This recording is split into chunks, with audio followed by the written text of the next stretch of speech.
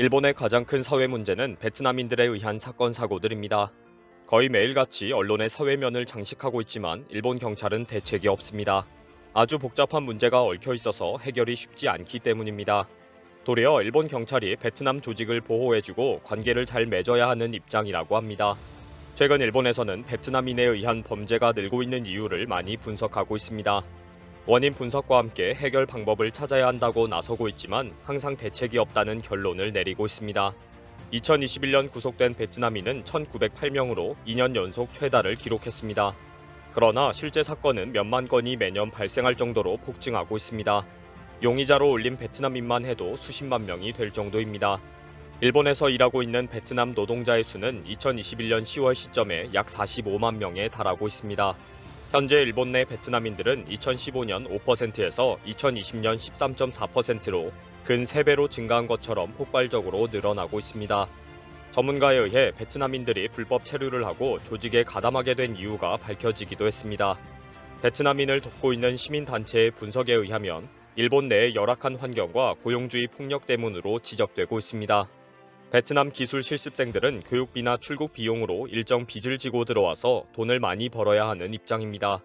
그러나 상당수 일본 고용주들은 이런 절박한 사정을 이용해서 시키는 대로 하지 않으면 베트남으로 돌려보내겠다라는 것을 항상 협박하고 있다는 것입니다. 불법 체류자가 되는 과정에는 고용주의 폭력과 임금 미지급을 피해서 탈출하는 이유가 상당히 많습니다. 최근에는 외국인 노동자들의 불법 해외 송금 사건이 큰 화제가 되고 있습니다.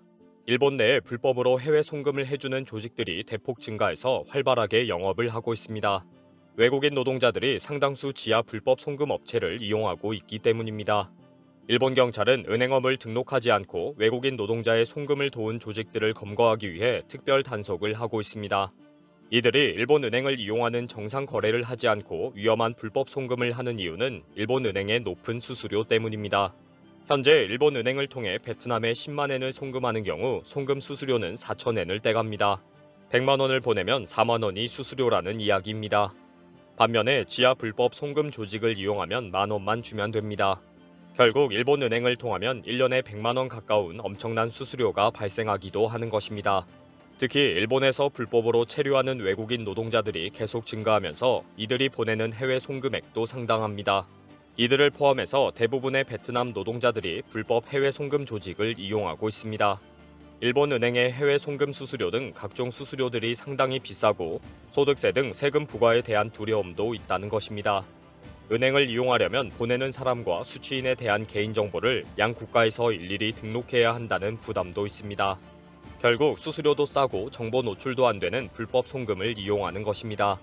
이런 상황이다 보니 이제는 해외 불법 송금 조직 간의 세력 다툼까지 벌어질 정도입니다. 일본 내 베트남인은 현재 약 50만 명에 달할 것으로 추정됩니다. 한국에 약 4만 명으로 베트남인이 입국한 상황과 비교하면 엄청난 숫자입니다. 이들 중 매년 5천 명 이상 불법 체류자로 일본 내에 머무르고 있기 때문에 그 숫자도 상당할 것으로 보고 있습니다. 수만 명에 이를 것으로 보이는 불법 체류자들은 개인이나 소규모로 많은 사건 사고를 일으킵니다. 거의 매일 발생하는 도난 사건의 대부분이 베트남인에 의한 것으로 확인될 정도입니다. 베트남인 조직들 간에도 충돌 사건이 계속 증가하고 있습니다. 실제 북베트남인과 남베트남인 간에는 서로 문화와 역사의식에 대한 차이가 큽니다. 베트남 전쟁 당시 공산권의 뒷받침을 받은 북베트남과 미국의 지원을 받은 남베트남 간에는 치열한 전투를 했고 상당한 피해가 있었습니다. 이들 간에는 아직 그런 앙금이 남아있는데 객지 일본에 와서도 서로 다르게 뭉쳐서 조직을 만들었다는 것입니다. 베트남인들 간의 다툼과 충돌이 벌어지는 이면에는 서로 자기들의 조직원과 동양 베트남인을 지키려고 하는 원인이 있습니다. 베트남인들의 커뮤니티에서도 동양 베트남인들을 먼저 챙겨주려고 하는 성향이 뚜렷하고 반대로 배척하고 적대시하는 상대도 있습니다. 이렇게 상황이 복잡하게 전개되고 있지만 현재 일본 경찰은 손을 놓고 있습니다. 도저히 폭발하는 사건 사고를 감당할 수 없을 정도입니다. 결국 일본 경찰은 베트남 조직과 협력하기도 합니다. 베트남인에 의한 사건이 많이 발생하지만 일본 경찰은 실체를 파악하지도 못하기 때문입니다. 일본 경찰도 베트남 조직이 없으면 수사도 제대로 못하는 상황입니다. 결국 일본 경찰의 보호 아래 베트남 조직은 번창하고 있는 상황이 벌어진 것입니다. 베트남인들은 언어도 통하지 않는 일본 객지에서 살아가기 위해 베트남 조직의 도움을 받고 있습니다. 인터뷰에 응한 조직원은 큰 도시와 번화가는 조직들이 구역을 나누고 있다. 베트남인들은 우리 조직의 모든 것을 의지하고 있다. 라고 밝혔습니다. 조직은 일본 경찰에 협조하는 것처럼 하면서 베트남인들을 보호해주고 있는 것입니다. 일본 경찰이 전적으로 베트남 조직에 의지할 수밖에 없는 것은 기본적인 신상 파악과 통역이 필요하기 때문입니다. 일본 내 각 경찰서에서는 베트남어를 할 수 있는 통역이 있지만 더 이상 감당을 할 수 있는 상황이 아닙니다. 효고현 경찰서에서 통역을 맡고 있는 한 여성은 한 달에 20건 이상 발생하는 사건에 불려갔다고 말하며 고통스럽다고 말했습니다. 오사카부 경찰서에는 베트남 통역관이 10명이 있는데도 다 대응하지 못해서 외부 통역인의 도움을 받고 있습니다. 그럼에도 각 경찰서는 더 이상 대응이 어렵다, 베트남어 통역관이 절대적으로 부족하다 라고 하소연하고 있습니다. 일본 경찰은 2019년부터 일본인 경찰 중에서 몇 명을 선발해서 어학연수를 보내고 있고 통역 자격 시험을 치르게 하지만 아직까지 단 한 명의 합격자도 나오지 않는 실정입니다. 결국 경찰은 도쿄 외국어대 등 일부 대학에 베트남어 통역을 공부하는 사법통역 양성 강좌를 개설해서 인력 양성에 나섰습니다. 그러나 전문가들은 일본인들은 안 된다, 방언이나 청소년들이 사용하는 말투를 이해하기 위해서는 용의자의 나이와 처지가 가까운 베트남인들에게 통역을 의뢰하는 것이 바람직하다고 권하고 있습니다. 아무리 일본인이 표준 베트남어를 배워도 범죄 동기와 상황을 용의자와 모든 것을 다 대화를 나누는 것은 어렵다는 지적입니다.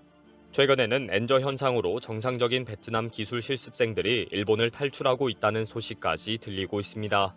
정상적으로 일을 하던 베트남 노동자들은 일본을 탈출하고 이제는 베트남 범죄 조직만 남는 것이 아닌지 우려하고 있을 정도입니다.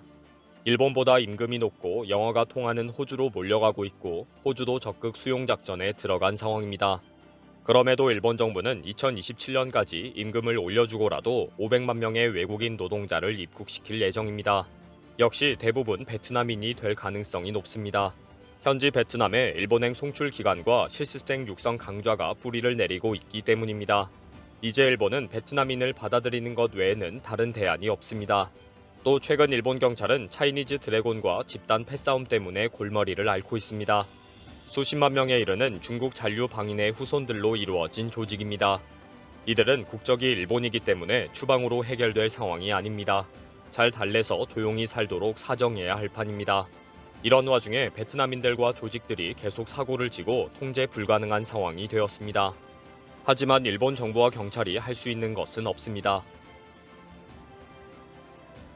이번 영상은 여기서 마치겠습니다. 시청해주셔서 감사합니다.